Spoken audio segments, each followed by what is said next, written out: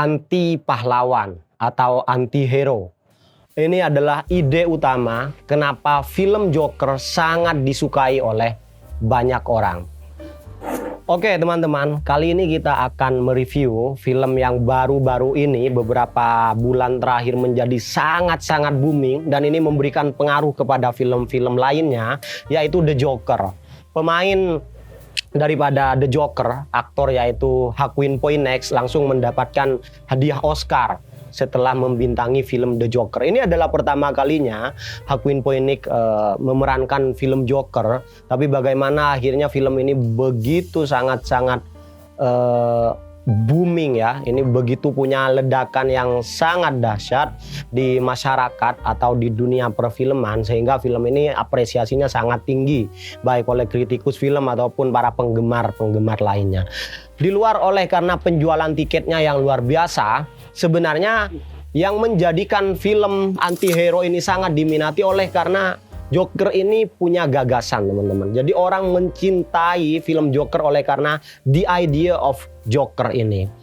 Ide utama daripada Joker itu adalah anti-hero teman-teman. Seperti halnya film-film terdahulu yang biasa mungkin teman-teman pecinta film pasti pernah nonton, yang mirip-mirip dengan The Joker, yaitu V for Vendetta. Ide utama adalah mengatakan orang ketika kita tidak bisa membantu diri kita, menolong diri kita sendiri, maka tidak akan ada orang lain yang bisa begitu. Jadi ide ini yang akhirnya divisualisasikan, dijadikan suatu film dengan begitu apiknya. Marilah kita ulas sedikit. Joaquin Phoenix atau di dalam film The Joker ini adalah seorang dari kalangan yang menengah ke bawah ya, atau orang yang termarginalkan. Dia orang yang berpenghasilan rendah, terus dengan sosial yang sangat rendah, bahkan terkesan dia adalah tergolong dengan orang-orang yang menjadi pengemis ya di Amerika dan mengandalkan hidupnya dari subsidi pemerintah.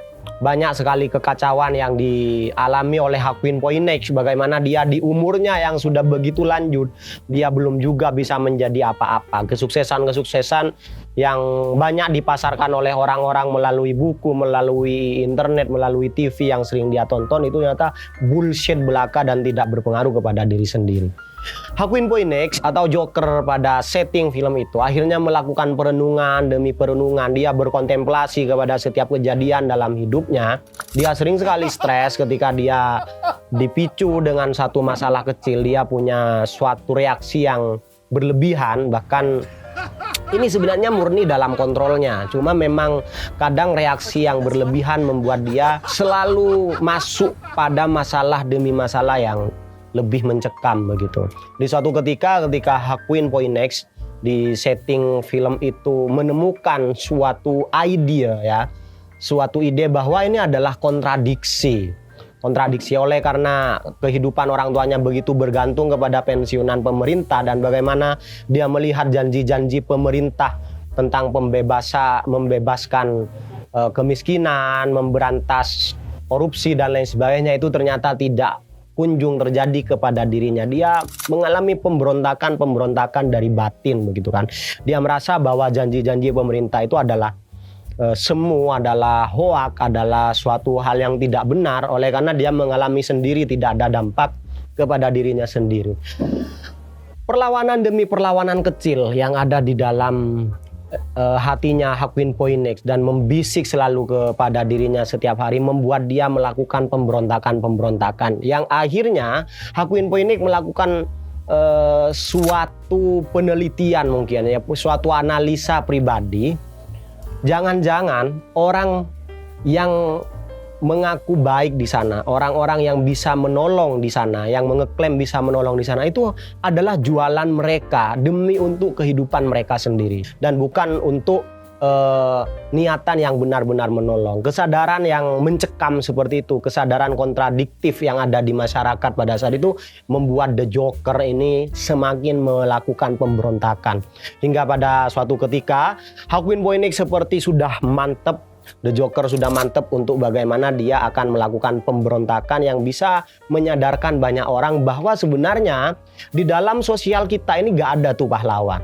Kalau The Joker ini memang dikenal ya mulai dari tahun 1930-an, biasanya dia satu frame dengan Batman, bagaimana Batman menjadi pahlawan, terus The Joker menjadi penjahatnya, maka banyak sekali ide-ide The Joker ini seperti di film trilogi Batman, yaitu Batman Begin, Batman Dark Knight, terus Batman Dark Knight Rises. Batman Dark Knight yang diperankan Jokernya oleh Heath Ledger juga melawan itu semua. Ketika kita ada di scene di mana Batman berhadapan dengan Joker di dalam penjara dan Joker merasa menertawakan aja Batman ketika Batman mengatakan tolong hentikan aksimu, aksi pemberontakan, aksi perusakan di sosial. Maka Batman hanya ditertawakan saja oleh Joker dengan sembari dia bilang bahwa adanya orang baik seperti kamu, adanya orang yang menganggap kamu pahlawan itu oleh karena adanya saya. Jadi seandainya seandainya tidak ada Joker, tidak ada yang memberontak, maka jualanmu tentang kebaikan, tentang pahlawan itu tidak laku. Begitu. Nah, ini kembali kepada Joaquin Phoenix. Pada saat itu dia meniatkan diri sudah bulat bahwa dia akan melakukan perlawanan sehingga orang akan sadar pada gagasan tidak ada pahlawan di luar sana, tidak ada pahlawan. Sama mereka yang mengaku pahlawan sama dengan diri kita. Hanya saja dia ada di masyarakat di mana jualan tentang kepahlawanan itu laku. Scene itu begitu dipertegas ketika The Joker hadir di suatu acara talk show ya, seperti Tonight Show yang diperankan oleh Robert De Niro. Bagaimana Robert De Niro mengatakan bahwa Batman itu orang gila, orang yang tidak punya manfaat apa-apa dan lain sebagainya, dan Robert De Niro membandingkan itu dengan suatu pencapaian pemerintah dan lain sebagainya. Maka di sana terjadi suatu scene yang sangat mengagetkan teman-teman, yaitu Robert De Niro langsung ditembak oleh si The Joker ini. Sembari dia menyampaikan pesan, orang-orang miskin itu, orang-orang jahat itu dipandang negatif oleh masyarakat, oleh sosial kita, oleh karena ada orang-orang seperti si Robert De Niro ini, orang-orang yang hanya mengangkat orang kaya, orang yang punya pengaruh dan menghinakan orang-orang seperti itu, sehingga itu ingin dilenyapkan oleh The Joker itu. Tidak disangka-sangka ternyata orang yang mengalami penderitaan, yang mengalami keterpurukan dalam hidup banyak menerima ide dari The Joker tersebut. Ide bahwa tidak ada pahlawan, tidak ada orang baik, tidak ada orang yang benar-benar mau menolong kita.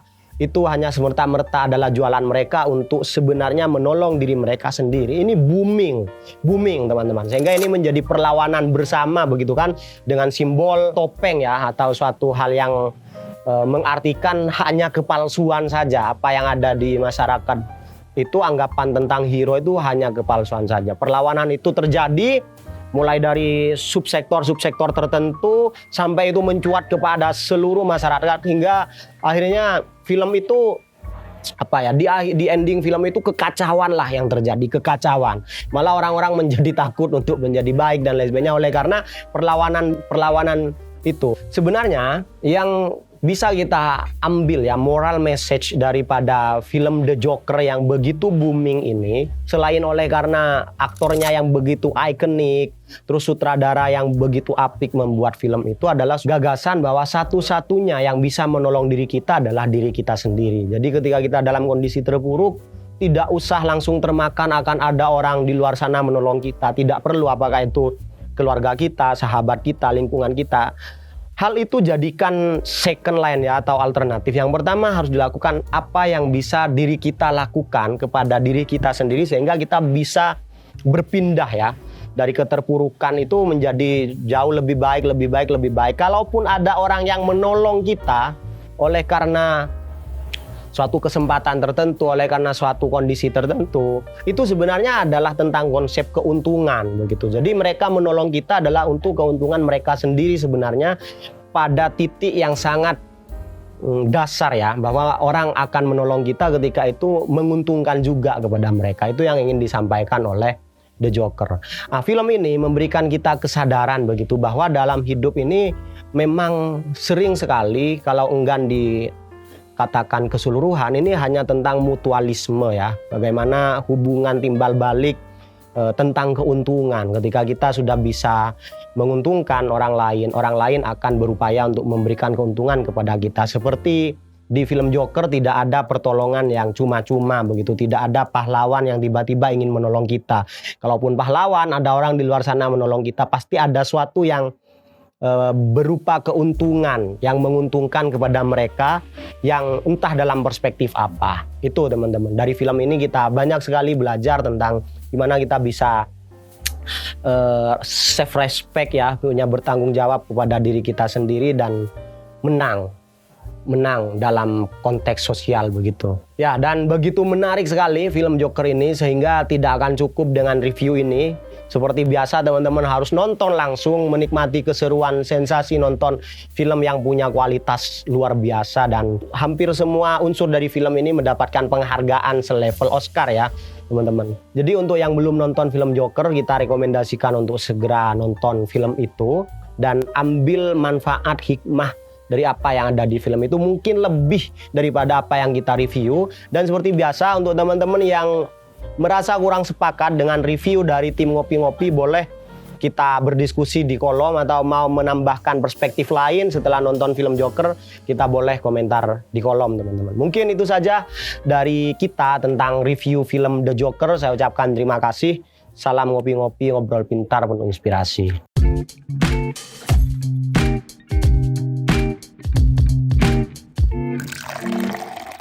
Salam Ngopi-Ngopi, ngobrol pintar penuh inspirasi.